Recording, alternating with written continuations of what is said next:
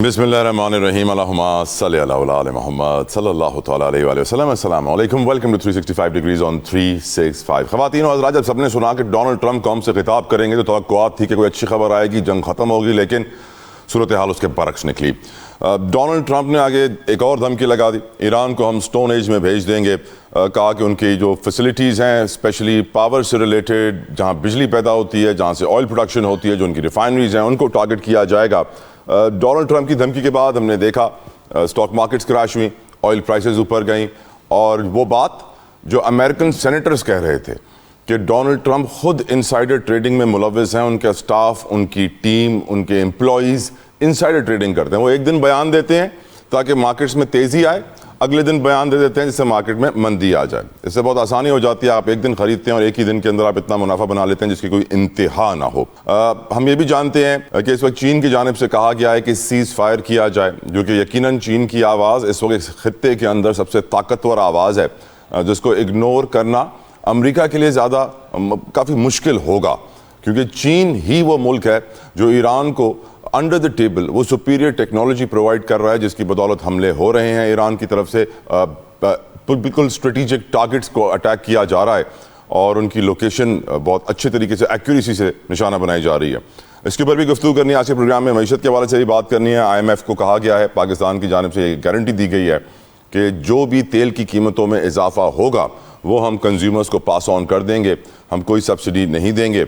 यकीनन तेल की कीमतें पाकिस्तान में भी बढ़ सकती हैं और हर किसी को यही खौफ है कि 55 रुपए के धमाके के बाद कोई और धमाका ना हो, और यही तवक्को और दुआ है कि जंग ख़त्म हो, ताकि एस्केलेशन से, यकीनन एक्सपेंशन ऑफ वॉर से बहुत सारे प्रॉब्लम्स क्रिएट हो जाएंगे जो ये दुनिया इस वक्त हैंडल कर पाएगी, स्पेशली पाकिस्तान हैंडल कर पाएगा या नहीं। जंग किस जानिब जा रही है। मेरे साथ बड़े मौजूद मेहमान मौजूद है, कमाल पैनल है, जिनको मैं मजीद इंतजार नहीं करवाऊंगा, तारुफ करवाऊंगा।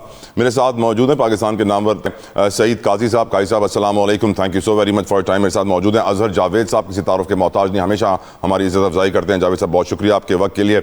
मेरे साथ मौजूद हैं अब्दुल्ला हमीद गुल साहब, मेरे पसंदीदा में से एक, बहुत शुक्रिया अब्दुल्ला भाई आपके वक्त के लिए, जज़ाकल्लाहु खैर, अस्सलाम वालेकुम। मेरे साथ मौजूद हैं सलमान जावेद साहब, सीनियर एनालिस्ट, बहुत शुक्रिया सलमान साहब आपके वक्त के लिए, अस्सलाम वालेकुम। Let's start the discussion. Abdullah Hamid Gul साहब, I like to start from you sir. आपकी नज़र में डोनाल्ड ट्रंप पल में तोला पल में माशा, कभी कहता है जंग खत्म होने वाली है, कभी कहता है ईरान को स्टोनेज में भेज दूंगा। इस बार भी जो उनकी स्टेटमेंट आई, कल हमने मार्केट्स में तेजी देखी, आज मंदी देखी। बहुत सारे लोग ये कहते हैं कि वो इनसाइडर ट्रेडिंग में मुलव्वस हैं, उनके खुद अमेरिकन सेनेटर्स ये कह रहे हैं। आप इस जंग को किस तरफ जाते हुए देख रहे हैं? अगर ये जंग बढ़ती है तो क्या नुकसानात होंगे, हमें किस चीज़ की तैयारी करनी चाहिए? अब्दुल्ला हमीद गुल साहब, योर व्यूज सर। बिस्मिल्लाहिर्रहमानिर्रहीम, बहुत बहुत शुक्रिया तलत तमाम मौजूद गेस्ट को भी अस्सलाम वालेकुम।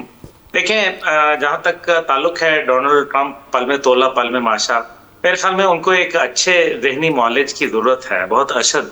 और जाहिर है इस उम्र के अंदर खप्त भी हो जाता है अक्सर लोगों को।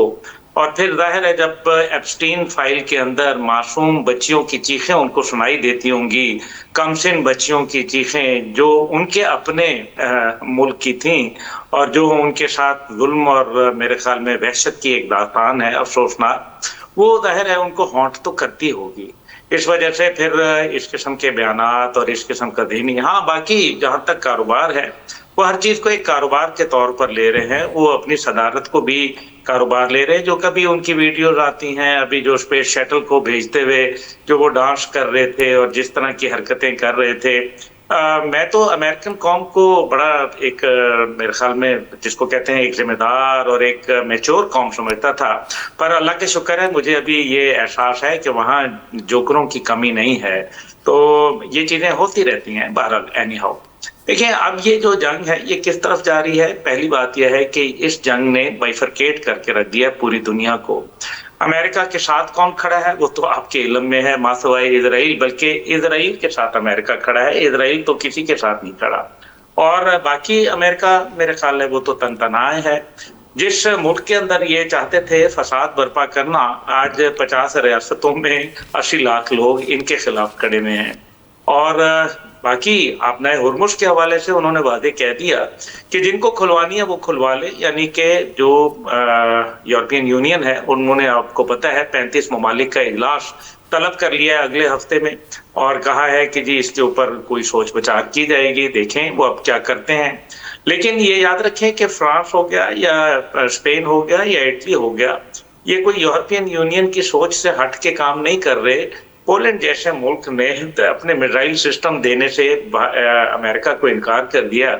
अगर बात यहीं आ गई है कि पोलैंड जैसा मुल्क जिसको रूस ने एक जमाने में 6 घंटे के अंदर फतह कर लिया था, तो मेरा ख्याल है कि ये लम्हा फिक्रिया जरूर होना चाहिए। अब देखना यह है कि अमेरिकन स्टैब्लिशमेंट और व्हाइट हाउस के अंदर एक बड़ी कशमकश चल रही है और लगता यह है कि स्टैब्लिशमेंट ये चाहती है कहीं ना कहीं कि डोनाल्ड ट्रंप को अब आलमी जराइम के ऊपर इनका पकड़ हो। और मैं आपको आज बहुत बड़ी बात करने लगा हूं तला भाई, इंशाल्लाह आप, मैं, काजी साहब और दीगर हमारे भाई, हम इंशाल्लाह खुद अपनी आंखों से जिस तरह से सोवियत यूनियन के टुकड़े देखे थे, हम अमेरिका के भी देखेंगे। इसलिए नहीं कि हम चाहते हैं, इसलिए कि ये वो खुद करना चाह रहे हैं और ये जो अब इसका आगाज हुआ चाहता है। मैं एग्री करता हूँ आपकी सारी बातों से हुजूर। गुफ्तगू आगे बढ़ाएंगे। सलमान जावेद साहब आपकी तरफ आना चाहूँगा। सलमान साहब, एक्सपेंशन ऑफ वॉर, ये जंग बढ़ती है, कहाँ जाएगी, दुनिया के हालात कैसे बदलेंगे, हमारे हालात कैसे बदलेंगे, उसका इम्पैक्ट क्या होगा, इस पर थोड़ी रोशनी डालेगा हुजूर। बहुत शुक्रिया। मैं थोड़ा सा शायद यहाँ पे डेविल्स एडवोकेट जो है वो उसका रोल शायद थोड़ा सा प्ले करूँगा, because we need to be very pragmatic when it comes down to war. और जब जंग हो रही होती है तो उसके अंदर थोड़ा सा हमें ज़मीन के ऊपर आकर ये देखना होता है कि उसका जो स्पिल ओवर इफेक्ट है वो क्या ईरान और मिडल ईस्ट और इसराइल तक महदूद रहेगा, क्या उसका दायरा है वो वेस्ट एशिया से उठ के साउथ एशिया और सेंट्रल एशिया की तरफ नहीं जाएगा। तो जब हम इस सारी चीज़ को देखते हैं तो हमें ये लगता है कि कहीं ना कहीं जहाँ अमेरिकन की जिम्मेदारी है, जहाँ अमेरिकन की जिम्मेदारी के साथ साथ उनके ऊपर हम बहुत ज़्यादा क्रिटिक भी कर रहे हैं उनकी वॉर स्ट्रेटजी के ऊपर, वहाँ पे हमें कहीं ना कहीं अपने जो एक ब्रदर दोस्त इस्लामिक मुल्क ईरान है उसकी जो वॉर स्ट्रेटजी है उसको भी मद्देनजर रखना चाहिए कि वो क्या है। If you see the data तो 83% उन्होंने जो मिसाइल दागे हैं इस पूरे वॉर के अंदर अभी तक वो सारे के सारे अरब ममालिक के ऊपर हैं और 17% उन्होंने इसराइल के ऊपर दागे हैं और या अमेरिकन के ऊपर दागे हैं। तो ये शो करता है कि वो उन्होंने हॉरिजेंटल एक्सपेंशन की है वॉर की, जो कि बहरहाल इस पूरी जंगी स्ट्रेटजी के अंदर उनके और हमारे यानी जो उनके नेबरिंग कंट्रीज हैं या रीजन के हक में नहीं है। अगर आप अरब ममालिक को भी मोर्द इल्ज़ाम ठहराएं कि जी कि उन्होंने वहाँ पे बेसिस दी हुई थी और वहाँ से शायद कोई ऑफेंस हो रहा था, तो अभी तक जितनी भी बेसिस वहाँ पे बनी और उसका एक कॉन्टेक्स्ट, एक तारीखी कॉन्टेक्स्ट है, 80s और 90s की एक जंग है वहाँ पर जिसमें इराक ईरान का भी एक जो एक पस मंज़र है वो भी वहाँ पे मौजूद है उस जंग का। तो उसकी वजह से ये बेसिस जब बनती हैं तो ऑफेंसिव वहाँ से फिर भी ईरान के ख़िलाफ़ नहीं लॉन्च हुआ था। तो ये जो एक बयानिया अमेरिका बनाना चाह रहा था और जिसकी वजह से यूरोपियन कंट्रीज़ भी ईरान के साथ खड़े हुए थे, जिसमें यूके ने भी आके ये कहा था कि हम बिल्कुल भी इस जंग का हिस्सा नहीं बनेंगे, वो जो बयानिया अमेरिका लेकर आ रहा था जी कि ईरानियंस जो हैं ये थ्रेट हैं पूरी दुनिया के लिए भी और उसके साथ साथ इस रीजन के लिए भी, उन्होंने हॉरिजेंटल एक्सपेंशन करके बाकायदा उस बयानिए को एक जैसे कहते हैं ना कि एक सनद दे दी है।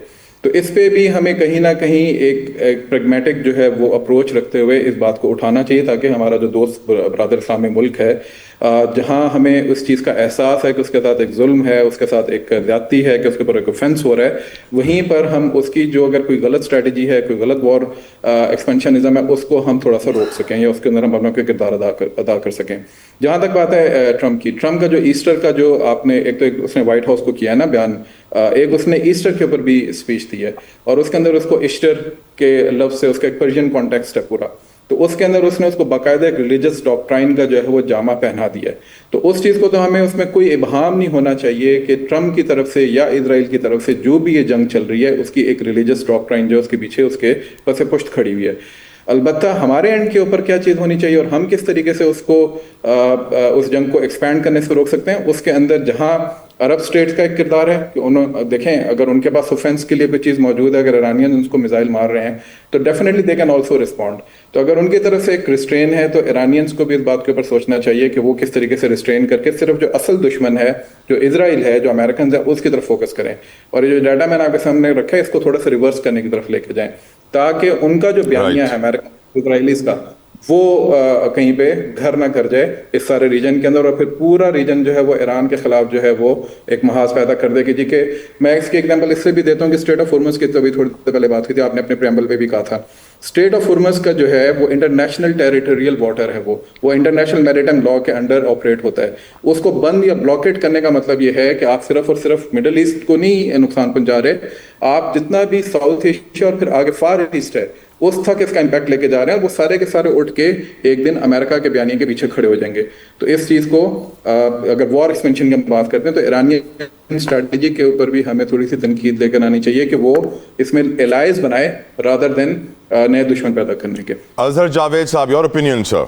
देखिए, इस वक्त जो सूरत हाल है वो तारीख में पहली दफ़ा हुआ है कि अमेरिका की बदमाशी ख़त्म हुई है। बदमाशी इस लिहाज से मैं कहूँगा कि अगर हम पिछली जंगें देखें तो पूरी दुनिया अमेरिका की हाँ में हाँ मिलाती थी।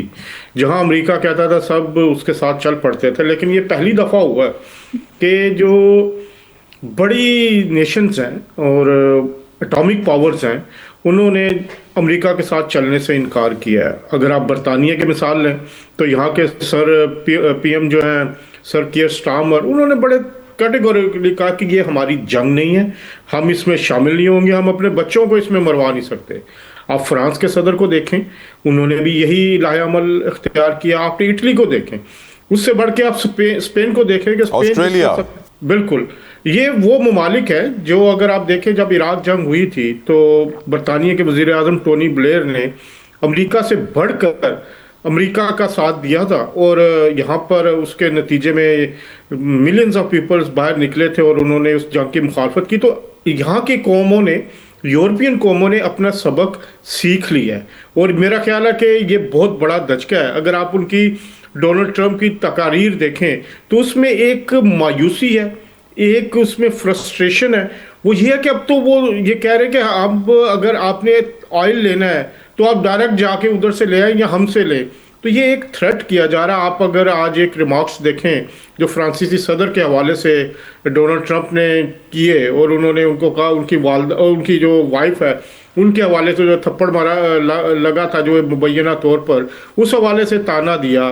फिर बरतानवी वज़ीर आज़म को उन्होंने बड़े गलत रिमार्क्स दिए। फिर आपने सऊदी फॉर्मर जो वली अहद उसके बारे में, तो ये एक चीज़ निशानदही कर रही है कि डोनाल्ड ट्रंप इस वक्त ये जंग शुरू करके बहुत बड़ी मुसीबत में फंस चुके हैं। अब उन्हें रास्ता नहीं मिल रहा।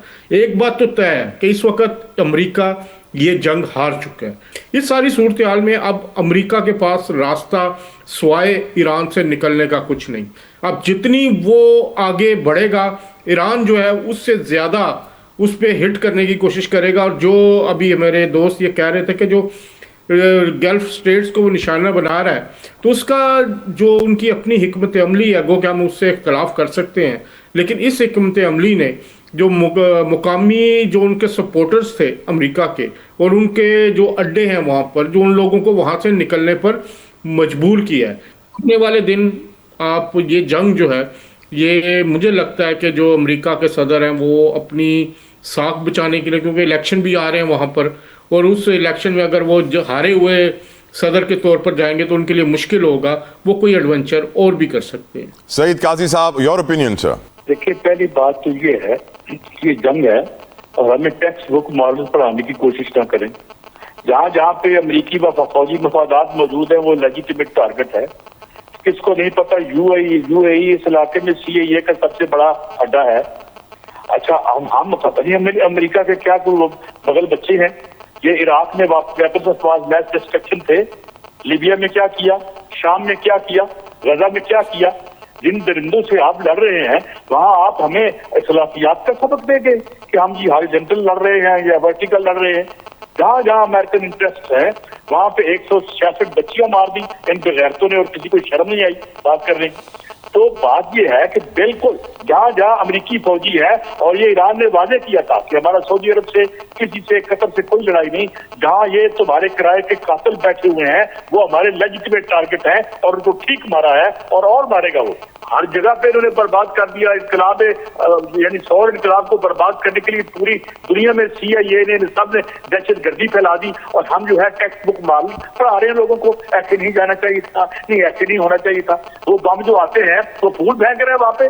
वहां पे जो जो इस वक्त 2000 शहरी, सबसे ज्यादा शहरी तो ईरान के मरे हैं। तो इसलिए हर टारगेट लेजिटिमेट टारगेट है जहां अमेरिकी फौजी बैठे हुए हैं और उसने कोई सिविलियन पर नहीं किया। और ये आज ये भी मैं आपको बता दूं कि तय हो गया है बिल्कुल, जिस तरह स्टालिनिज्म जो बर्बाद हुआ था, इसी तरह अमेरिकन सरमायादारी भी बर्बाद हो रही है और इसको बर्बाद होना चाहिए। नया वर्ल्ड ऑर्डर से इमर्ज करेगा और हमारी गुफ्तगू से और हमारी प्यारी प्यारी बातों से अमेरिका बहादुर का बचना जो है वो ठहर नहीं सकता, क्योंकि 6.06 ट्रिलियन डॉलर के एसेट वाले मुल्क पर 136 ट्रिलियन डॉलर का कर्जा है। अभी ये पेट्रो डॉलर वाला ड्रामा भी बंद होगा।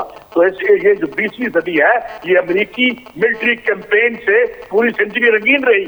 अब आप देखें वियतनाम में इन्होंने क्या किया, किस जगह एक लेजिटिमेट टारगेट थे, ये जहां नहीं घुसे और जहां से जूते खा के नहीं निकले। लिहाजा इनको हर जगह जूते हमने मारने हैं। और ये भी उन्होंने वादे किया कि जहां अमेरिकी फौजी बैठे हुए हैं, ये आपकी मुल्क का हिस्सा नहीं है, ये अमेरिका का है और अमेरिका पर हम हमले कर रहे हैं। यहाँ से इन्होंने दिफाई असला निकाल के तो इजराइल को बचाने ले गए, माल इनसे खाते रहे, इजराइल को माल खिलाते रहे। तो कुछ खुदा का खौफ करें, हमें जो है अच्छा हो रहा है, जो हो रहा है लड़े और लड़े।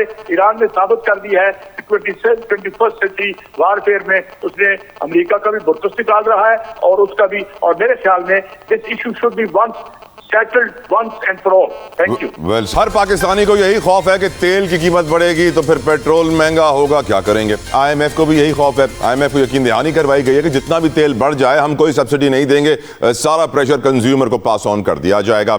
आज की एक और खबर यह भी है कि बेनजीर इनकम सपोर्ट प्रोग्राम में जो मदद की जाती थी 14,500 रुपए की, उसको बढ़ा के 19,500 कर दिया गया है। आज की बड़ी खबर यह भी है कि बीजिंग ने जोर दिया है पाकिस्तान के ऊपर कि जो हमारी चाइनीज एनर्जी फर्म है यूनाइटेड एनर्जी पाकिस्तान, उसके 220 मिलियन डॉलर्स अदा किए जाएं। हम जानते हैं पावर सेक्टर में जो सर्कुलर डेट है, IPPs का मसला है, इनकी वजह से ये 5,000 अरब रुपए के करीब का अमाउंट है। इसके अलावा हम ये भी जानते हैं कि आज तिजारती खसारा, हमारा ट्रेड डेफिसिट इस वक्त 28 अरब डॉलर्स पे पहुंच चुका है, 23% उसमें इजाफा हुआ है। मईशत पे बड़े असरात मुरतब होने वाले हैं। गुफ्तगू का आगाज़ इसी नुक्ते से करना चाहूँगा एंड यकीनन सबसे पहले सलमान साहब आपकी तरफ आना चाहूँगा। आपकी नज़र में सलमान जावेद साहब, ये जो एक्सपेंशन ऑफ वॉर का आप भी जिक्र कर रहे थे कि इसका इम्पैक्ट बहुत बड़ा होने वाला है। पाकिस्तान इकोनॉमिकली कमज़ोर है, हम सब जानते हैं। क्या आपकी नज़र में जो इम्पैक्ट आएगा दुनिया में अगर ये जंग बढ़ती है, हम बर्दाश्त कर सकेंगे? बहुत शुक्रिया। चूंकि पिछला सेगमेंट आपने रैप अप कर दिया है, otherwise I would have love to answer जो अभी लास्ट जो कमेंट उन्होंने दिया है, but for some other time इंशाल्लाह। तो आपने ये जो बात की है कि एक्सपेंशन ऑफ वॉर का जो हम पे स्पिल ओवर इफेक्ट है, एग्जैक्टली यही बात मैंने अपने पहले कमेंट में भी की थी कि जब जंग होती है और वो भी जब एक खित्ते की जंग हो, दो ममालिक के दरमियान नहीं बल्कि खित्ते की जंग हो, तो खित्ते की जंग का स्पिल ओवर इफेक्ट भी खित्तों के ऊपर होता है। और ये वॉर का एक बुनियादी जैसे कहते हैं मिलिट्री कैंपेन्स का एक बुनियादी स्पिल ओवर या कॉन्सिक्वेंशियल इफेक्ट होता है। और वही चीज़ इस वक्त सेंट्रल एशिया और एज वेल एज पाकिस्तान की तरफ भी आएगी। जो लोग ये समझ रहे हैं कि चाइनीज़ या रशियंस जो हैं, और ये बहुत बड़ी चीज़ है जो कि इस वक्त चल रही है सोशल मीडिया के अंदर भी, मीडिया के अंदर भी बहुत सारी जगहों पे, कि शायद रशियंस जो इंटेलिजेंस दे रहे हैं, शायद चाइनीज़ जो है टेक्नोलॉजी दे रहे हैं। For a reason we all know from the intelligence backgrounds and from people who belong to such circles जहाँ से उनको information मिल रही होती है, Chinese are very much worried about this blockade of Strait of Hormuz as well, क्योंकि China का जो energy का सारा सेक्टर है वो बहुत ज़्यादा डिस्टर्ब होता है इसके ऊपर, उसकी एक्सपोर्ट्स बहुत ज़्यादा डिस्टर्ब होती हैं, उसका जो माउथ है टुवर्ड्स गवादर वो बहुत ज़्यादा इम्पैक्ट होता है। तो ये बहुत सारी चीज़ें हैं जो कि हम लोग समझते हैं कि शायद इसका इम्पैक्ट जो है वो सिर्फ मिडिल ईस्टर्न ट्रेडर तक रहेगा और उसका इम्पैक्ट स्पिल ओवर इफेक्ट हमारी तरफ नहीं आएगा। तो ये फिर वो वॉर को और उसकी स्ट्रेटजीज को और उसके एक्सपेंशनिज्म की वजह से जो मामलात होते हैं उसको शायद उस तरीके से कैटर फॉर नहीं करते या उसको समझते नहीं है। इसमें जो इम्पैक्ट होता है, देखें, एक है उसका मॉरल ग्राउंड वॉर का और एक है उसका जो उसका हार्ड कोर ग्राउंड के ऊपर इम्पैक्ट आना है आपके ऊपर। अफगानिस्तान की वॉर की मैं आपको एग्जाम्पल देते हुए जाता हूँ ताकि इसका हम सबको ज़रा थोड़ा सा एहसास हो। 20 साल जंग लड़ी अमेरिका ने वहाँ पे और हम सब ने उसको बैक किया, हम सब ने उसके ऊपर बात की, हमने तालिबान को बैक किया। टोटल 2,500 अमरीकी फौजी मरे उसके अंदर, और कितने अफगान उसके अंदर तख्तो ताराज हुए और कितने अफगान उसके अंदर पैरिश हुए वो हमारे सामने डाटा, उसका 2 मिलियन से ऊपर लोग।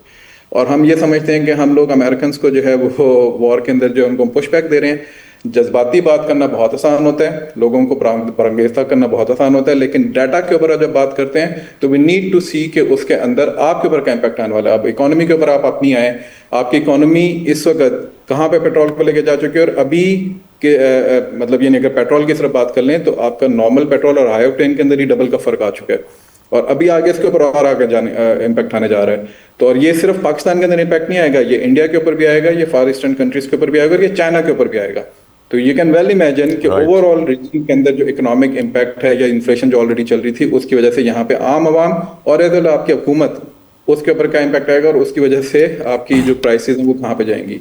तो इसका मेरा ख्याल वॉर एक्सपेंशन को सिर्फ और सिर्फ हमें मिलिट्री एंगल से नहीं देखना चाहिए, और ये नहीं देखना चाहिए कि किसने कितने मिसाइल दागे, हमें ये देखना चाहिए कि ओवरऑल इसका इम्पैक्ट दूसरे ममालिक के ऊपर किस तरीके से आने जा रहे हैं। राइट। सईद काजी साहब, आपकी नज़र में जो इस जंग के असरात होंगे मुआशी तौर पे, क्या आम पाकिस्तानी बर्दाश्त कर पाएगा हुजूर? हमें और कितना मारेंगे ये, हमें तो इसे इशराकिया ने और ये जो प्रो अमेरिकन सेटअप यहाँ पे चल रहा है, इन्होंने कितना कुचला हमको। IMF के आगे हमें हमारे हाथ पांव बांध के उसके सामने फेंका हुआ है इन्होंने, तो हमें तो और कितना मारेंगे, और तो हम तो मार खा ही रहे हैं। दूसरी बात ये कि who is responsible for it, ये कौन कर रहा है? ये जंग किसने शुरू की? ईरान ने शुरू की, पाकिस्तान ने शुरू की। और उसके बाद हमने बिल्कुल गलत किया था, कोल्ड वॉर में हमें नहीं जाना चाहिए था, जो है अफगान इनकलाब को बर्बाद करने के लिए कतल नहीं जाना चाहिए था, वो उनका इंटरनल मामला था। एक अफगान इनकलाब को खत्म करने के लिए आपने दाइश पैदा की, तालिबान पैदा किए, आपके जो न्यूयॉर्क के बड़े बड़े स्काई स्क्रैपर हिट हो गए। यानी इन्होंने अपने बेहुदा माशी निजाम को इस ग्लोब पर बरकरार रखने के लिए और इनकलाब की हर सच्ची कोशिश को बर्बाद करने के लिए कौन से जराइम में जो बैठे और मगरबी इस्तेमाल ने नहीं किए। और अगर आज वो खड़ा हुआ है बेचारा इतनी 47 ईयर्स की, हम तो खैर उस इनकलाब के लोग थे जो इस इस्लामी इनकलाब से पहले था, जब ब्रिटिश पेट्रोलियम को नेशनलाइज कर लिया था मोहम्मद मुसद्दिक ने। एनीवे नाउ वो एक बड़े इस्तेमाल के खिलाफ लड़ रहे हैं और उसको नीच तक लेके आगे हैं। आगे पहली दफा जो है मैं बिल्कुल इसको सपोर्ट नहीं करता कि अगर गजा में मासूम बच्चा मरा है तो मासूम बच्चा इजराइल में मरे, मगर इसका जिम्मेदार कौन है? ट्रंप। इसका जिम्मेदार कौन है? नेतान्याहू। तो जो आज मंदिर हमें गजा के आज तल अवीव में नजर आ रहे हैं उसके वो खुद जिम्मेदार हैं। तो बात ये है कि ये रुका, ये अच्छा हुआ पूरा यूरोप से अपने आप को डिस्टेंस कर रहा है। अमेरिका के अंदर के अवाम, जिस तरह अभी बुल साहब ने कहा कि मिलियंस ऑफ लोग बाहर निकले हुए हैं, तो ये ठीक है। रहेगी बात कीमत की, तो हमारा क्या जाना है, हमारे पास है क्या? यहाँ 50-50 रुपए आपने कीमत बढ़ाई हुई है, पता नहीं यहाँ पे एक छोटी सी बड़ी नालायक सी शराबी है जिसके खिलाफ हमारे मुंह से लफ्ज नहीं निकलता। जो बिजली के ब्लैकी हैं, जो चीनी के ब्लैकी हैं, सारे ब्लैकी हैं, उन्होंने हम पे कब्जा किया। अब्दुल्ला साहब, आपकी नजर में पाकिस्तानी मजीद बोझ बर्दाश्त कर सकेंगे सर? पाकिस्तानी तो बेचारे पैदा ही बोझ बर्दाश्त करने के लिए हैं, लेकिन पाकिस्तानी हुक्मरान जो जाहिर है, जो कई ऐसे हुक्मरान हैं, कई ऐसे सियासतदान हैं, कई ऐसे अहम तरीन लोग हैं जो अमेरिका का जाहिर है उनके ऊपर एक खास असर है, वो अब नहीं रह पाएंगे, वो ये बर्दाश्त नहीं कर पाएंगे। सिर्फ अमेरिका यहाँ से जंग नहीं हारेगा, अमेरिका के साथ जुड़े हुए तमाम वो लोग भी जंग हार जाएंगे और वो भी तमाम अपने मंतकी अंजाम तक पहुंच जाएंगे जो इस जुल्म और इस बर्बरियत में उनका साथ खड़े थे। याद रखिए, ईरान आपकी जंग लड़ रहा है। Who does not know कि ईरान के बाद किसकी बारी है? तुर्किया ने इजहार कर दिया कि उनकी भी बारी है, पाकिस्तान की भी बारी है। खुद नेतन्याहू इसके ऊपर बड़ा वाज़ेह मौजूद है। और अभी जो भारत सरकार काम कर रही है, अगर आप पिछले 56 घंटे में देखें कि क्या डेवलपमेंट्स क्या हुई हैं। नरेंद्र मोदी ने तमाम अपने चीफ मिनिस्टर्स के साथ बैठ के बात की है और उनको बुलाया है और मुमकिन खतरात के ऊपर उनके साथ इज़हार ख्याल किया है। राजनाथ सिंह डिफेंस मिनिस्टर ने तमाम मिनिस्टर्स को बुला के उनको ये कहा है कि हमारे आने वाले वक्त मुश्किल है और वेस्ट एशिया के अंदर जो लड़ाई है उसके स्पिल ओवर इफेक्ट्स उनके ऊपर आएंगे। और फिर last but not the least वो ये है कि जनाब उन्होंने 4 एयरपोर्ट जो पाकिस्तान से मुल्का है उनको 30 दिन के लिए बंद कर दिया है और वहां अलार्म्स बजा के टेस्टिंग की गई है। व्हाट डज दिस इंडिकेट जनाब तला साहब? फिर आप मुझे बताएं कि दिस मीन्स के they do not want America to go out of this region, क्योंकि अगर वो रीजन से गया तो फिर बड़ा गड़बड़ हो जाएगी। और ये मैं आपको गुजारिश कर दूं, पाकिस्तान के ऊपर क्या इफेक्ट आएगा क्या नहीं, ये याद रखिए। ये जंग तो शुरू की है इजराइल और अमेरिका ने, और ये अब उनको मार पड़ेगी, ये कुदरत का कानून है। और उन्होंने नाजायज किया, और वो लोग जो जुल्म के शिकार रहे, इज्तमाई गुनाह हो रहा था गजा के अंदर, आप तमाम लोग जो थे वहां, उनके अगर कोई खड़े होके बोल नहीं सके तो आज उसकी इज्तमाई सजा मिलेगी, चाहे वो मुआशी सतह पे मिले, चाहे वो आपको किसी और सतह के ऊपर मिले, चाहे आपको हुकूमत लूज करनी पड़े। मैं वक्त की कमी की वजह से माजरत खाऊं इंटरप्ट करने के लिए अब्दुल्ला भाई, आई एम सो सॉरी, मुझे आगे बढ़ना होगा। अजहर जावेद साहब की तरफ, अब्दुल्ला साहब आपकी इजाज़त से। अजहर भाई, आपकी नज़र में हम बर्दाश्त कर लेंगे जो झटका आने वाला है हुजूर, और आपके यहाँ भी झटका आया होगा, उसके बारे में बताइएगा। देखिए तला साहब, इस वक्त पूरी दुनिया इससे मुतासर है। देखिए फ्यूल के प्राइसेस जो हैं वो इस वक्त बढ़ रही हैं। यहाँ बरतानिया में जो पिछले एक महीने के अंदर जो फ्यूल की प्राइस थी, पहले 1.40 थी, इस वक्त 196 चली गई है। मतलब 60 पेंस बढ़ी है, तकरीबन 35%। इसी तरह एनर्जी प्राइसेस में भी इजाफा हो रहा है। पाकिस्तान में भी इस वक्त तक तो हुकूमत ने रोका हुआ, लेकिन कब तक रोकेंगे ये भी देखना होगा। जहाँ तक जंग की बात है तन्हा भाई, हुकूमत पाकिस्तान ने ये साबित किया है कि वो बड़े अच्छे तरीके से उन्होंने अपनी सफारतकारी की है। वो ईरान को मफादात का उन्होंने तहफ़्फ़ुज़ किया है। ईरानी हुकूमत इनसे खुश है। अब हमारी कौम ईरान के साथ खड़ी है, ईरानी कौम के साथ खड़ी है। लेकिन आपको ये देखना होगा कि क्या ईरान हमारे साथ खड़ा होगा। पास्ट रिकॉर्ड क्या है?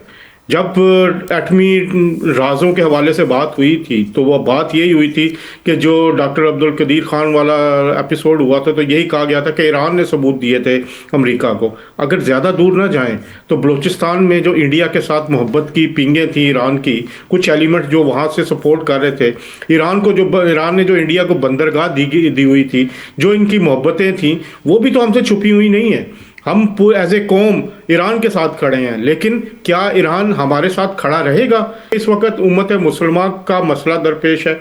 मासूम जो मुसलमान शहरी है वहाँ शहीद हो रहे हैं, तो हम as a Pakistani, as a मुसलमान ईरान के साथ खड़े हैं, और हमें ईरान की सपोर्ट भी जो लोग हैं। दुनिया में इस वक्त जो मुआशी जलजला आया हुआ है जारी जंग की वजह से, उसको डिस्कस करेंगे, और पाकिस्तान का मुआशी मुस्तकबिल भी डिस्कस करने के लिए मेरे साथ मौजूद है पाकिस्तान के नाम पर माहिर मुआशियात, किसी तारुफ के मोहताज नहीं है, डॉक्टर खाकार नजीब साहब। अस्सलाम वालेकुम वरहमतुल्लाह। बहुत शुक्रिया डॉक्टर साहब फॉर योर प्रेशियस टाइम, जज़ाकल्लाह खैर। पहला सवाल आपसे डॉक्टर साहब, इस वक्त बहुत सारे दुनिया के मीडिया प्लेटफॉर्म पर यह बात डिस्कस हो रही है कि एक न्यू वर्ल्ड ऑर्डर था जिसका इजराइल और अमेरिका प्लान कर रहा था, और एक दूसरा न्यू वर्ल्ड ऑर्डर था जो दूसरी पार्टी प्लान कर रही थी, और इस वक्त चाइनीज न्यू वर्ल्ड ऑर्डर कामयाब हो गया है। दुनिया में एक नई सुपर पावर आने को तैयार है। अमेरिकन मोनोपोली अब खत्म हो जाएगी, डॉलर की इजारादारी खत्म हो जाएगी, युआन रील करेगा, China would be the next super power. Your opinion on this doctor Khakar Najib? देखिए, एक तो ये है कि जो इस वक्त मिडिल ईस्ट का कॉन्फ्लिक्ट है, लेट्स होप कि आने वाले दिनों में ये बहुत तूल ना पकड़े, बिकॉज जितना टाइम पीरियड गुजरता चला जाएगा उतना ही जो वर्ल्ड इकोनॉमीज हैं वो इम्पैक्ट होती चली जाएंगी, ग्रोथ के ज़मन में भी और इन्फ्लेशन यानी कि कीमतों के बढ़ने की जो शरह है उसके ज़मन में भी।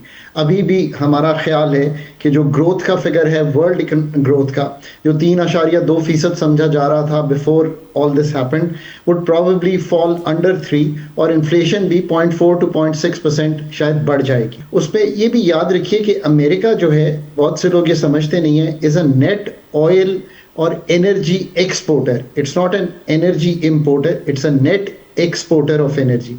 अभी भी जैसे 3 डिस्टर्बेंसेस हुई है ना कतर में LNG के रेल्स को, अमेरिका हैज़ स्टार्टेड, और कतर की ही इन्वेस्टमेंट है वहाँ पे, वन ऑफ देम, वो तकरीबन उन 3 को में से एक को बैलेंस करती है। So think about it that way. जहाँ तक करेंसीज का ताल्लुक है, पाकिस्तान जो है उसने भी ये सोचा कि हम युआन का बॉन्ड जो है वो फ्लोट करें, ये अच्छी चीज़ है, हमारी ट्रेड भी है। ऑन द वर्ल्ड सिनारियो अभी भी जो सेटलमेंट्स हैं वो ऑब्वियसली उसी में होती हैं जो डॉलर डिनोमिनेटेड है। युआन में ज़रूर ट्रेडिंग शुरू होगी, ये मैं नहीं कहता कि नहीं होगी, बट ऐसा नहीं है कि डॉलर जो है उसने स्ट्रेंथ ही रखी है throughout this process. Dollar has been on the stronger side, कि ये सारा वर्ल्ड ऑर्डर इस तरह तब्दील हो जाएगा कि जो डॉलर है उसमें ये सारा कारोबार बंद हो जाए। देखिए, आज भी समझने की कोशिश कीजिए कि जो चौथा industrial revolution, beyond the war अगर आप सोचेंगे, जो एआई रेवोल्यूशन है, जो चिप्स बनती हैं, जो उसका तेल है, यानी कि एक इंडस्ट्रियल रेवोल्यूशन एआई को सोचें और चिप्स उसका तेल है जिससे वो रेवोल्यूशन चलता है। जैसे गाड़ी चलती थी, तेल लगता था, अब एआई जो है is the next thing, right? वो कहाँ से एमिनेट हो रहा है? वो अमेरिका से एमिनेट हो रहा है। सो ऐसा नहीं होगा कि ये सारा बदल जाएगा, अभी भी $1 ट्रिलियन कंपनीज वहां बनती हैं। लेकिन सर, जिस दिन चाइना ने ताइवान का कंट्रोल संभाल लिया तो ये सेमीकंडक्टर की टेक्नोलॉजी पूरी आ जाएगी उनके पास सर, फिर वो गेम चेंज हो जाएगी। ये बात दुरुस्त है, और वहाँ पे ऐसी कंपनीज हैं, without going into the politics के वो कंट्रोल संभालेंगे या कैसे, मतलब ये वर्कआउट करेगा, but Chinese have been able to come up very very strongly on the technology side also, on the thinking side also, in developing their cities and creating a growth economy. ये बात भी बिल्कुल दुरुस्त है। Doctor साहब, मुझे आपसे मुआशी जंग, इकोनॉमिक वॉरफेयर का सवाल पूछना है, क्योंकि हमें जॉन पर्किंस ने बहुत पहले बता दिया था किस तरीके से इकोनॉमिक हिटमैन्स आते हैं। हम पाकिस्तान भी उन्हीं इकोनॉमिक हिटमैन्स का शिकार हुए। ये है माशी वॉरफेयर है जंगों की। मुझे ये बताइए सर, जो ईरान ने स्ट्रेट ऑफ हॉर्मोज पे इकोनॉमिक वॉरफेयर अपनाई, फॉर एग्जांपल उनकी तरफ से स्टेटमेंट ये भी जारी किया गया कि हम डॉलर की जगह पे युआन में पेमेंट लेंगे और फिर जाने देंगे, और बड़ी अच्छी पेमेंट रखी गई थी कश्तियों को गुजरने के लिए। तो ये जो इकोनॉमिक वॉरफेयर ईरान ने स्ट्रेट ऑफ हॉर्मोज से पूरी दुनिया के ऊपर फैला दी है, ये जंग मईशत की, पेट्रोल की, गैस की किल्लत की, इसके ऊपर आपका ओपिनियन? डू यू थिंक कि ईरान, क्योंकि ये भी खबरें शाया हुई हैं डॉक्टर साहब कि ईरान ने जंग शुरू होने के बाद रिकॉर्ड तेल के सौदे पकड़े हैं, उन्होंने बड़ा प्रॉफिट किया है, उनकी रिसोर्सेज बहुत इजीली इस वक्त जा रही हैं, स्ट्रेट ऑफ हॉर्मोज से ईरानी तेल तो गुजर ही रहा है। Your opinion sir? देखिए, माय ओपिनियन है कि इसको थोड़ा टेक्निकली समझना पड़ेगा। स्ट्रेट ऑफ हॉर्मोज में से तकरीबन 20% दुनिया का तेल और तकरीबन LNG भी 20% ही गुजरती है, जिसका क्या मतलब है, दुनिया की जो इस वक्त की डेली की यूज़ है वो 400 मिलियन के करीब है।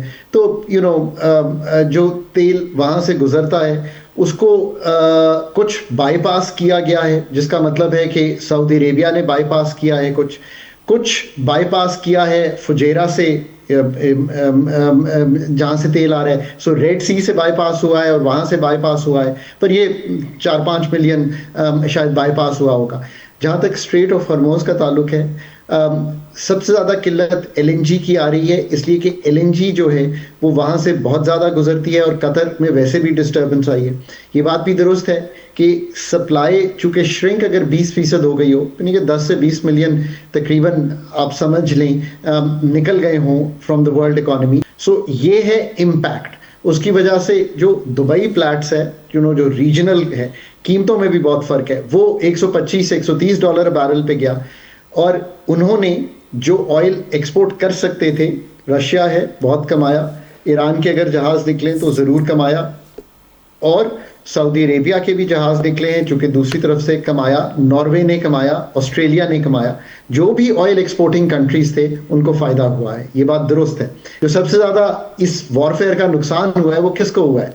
द साउथ एशियन इकोनॉमीज़ जो नेट इम्पोर्टर है, पाकिस्तान है, इंडिया है, बांग्लादेश है, नेपाल है, East Asian countries, Japanese country, those are the ones which have taken the maximum hit तेल की कीमत में, और जो गैस की कीमत की सबसे बड़ी हिट ली है वो यूरोपियन नेशंस ने ली है। सो ये एक जो दुनिया है उभर के सामने आई है इस कॉन्फ्लिक्ट से। लेसन इज द फॉलोइंग, अगर हम पाकिस्तान की स्पेसिफिक कर लें ताकि लेसन भी क्लियर हो जाए। इंडिजनाइजेशन, यानी कि पाकिस्तान का थर कोल, पाकिस्तान का पानी, पाकिस्तान की ability to go into electrical vehicles, Pakistan की ability to create transport which is public, Pakistan की ability to not carry freight on the highways. 40 साल से मैं देख रहा हूँ द पॉलिसीज़ के हाईवेज बनाएंगे, इससे गलत पॉलिसी टू कैरी फ्रेट हो नहीं सकती। You carry freight on the trains. मैं देखता हूँ कि हम पेट्रोलियम प्रोडक्ट्स भी कैरी करते हैं, कहाँ से? On the trucking. इससे भी गलत पॉलिसी नहीं हो सकती। You always carry it on pipelines. Maybe reaction time, reaction function जो गवर्नमेंट्स के हैं उनके बारे में थोड़ा सा हमें सोचना चाहिए कि is that the right way to think about it. Thank you so very much doctor Khaqan Najeeb साहब फॉर योर टाइम सर। जज़ाकल्लाह खैर। व्यूअर्स, प्रोग्राम के वक्त तमाम होता है, आपका फीडबैक बहुत इंपॉर्टेंस रखता है हमारे लिए। प्लीज़ अपना फीडबैक भेजा करें सोशल मीडिया के थ्रू। अपना ख्याल रखिएगा। I will see you tomorrow. Until then, Allah हाफिज़।